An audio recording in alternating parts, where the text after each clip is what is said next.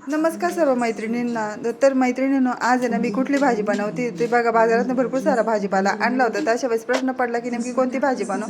तर इथे मी घेतलाय सर्व फळभाज्या अशा कट करून घेतलाय. बटाटा, वाटाणे, फ्लावर, परत शिमला मिरची, गाजर, हे सर्व भाज्या एकत्र उकडून घ्यायच्या आहे. त्यानंतर इथे मी वाटण तयार करून घेते. खोबरं, लसूण आणि कोथिंबीरच्या काड्या हे सर्व मी वाटण बनवून घेतले. त्यानंतर इथे मी कांदा, टोमॅटो आणि कोथिंबीर सर्व बारीक करून त्यामध्ये टाकले. त्यानंतर लाल मिरची मसाला लागता टाकून घेतले आणि ह्या उकडलेल्या थोडेसेच कचरट अशा उकडून घेतलेल्या भाज्या आहे त्या टाकून घेतल्या आणि त्यामध्ये मी वाटण केलेलं आहे खोबऱ्याचं, त्याचं ते टाकून घेते. लागतं पाणी टाकलंय, दही टाकलंय आणि त्या मॅचेच्या साहाय्याने भाज्या मस्त मॅच करून घेतले. त्यानंतर थोडीशी काजू देखील टाकले आणि मस्त प्रकारे इथे भाजी मी तयार करून घेतलेली आहे. मस्त अशी भाजी तयार झाली. रवा टाकून मस्त अशा पुड्या पण तयार करून घेतल्या आहेत आणि आपली इथे कुर्मापुरी रेसिपी तयार झाली. त्या सर्वांनी खायला तर लाईक सबस्क्राईब करा आणि पूर्ण व्हिडिओ बघण्यासाठी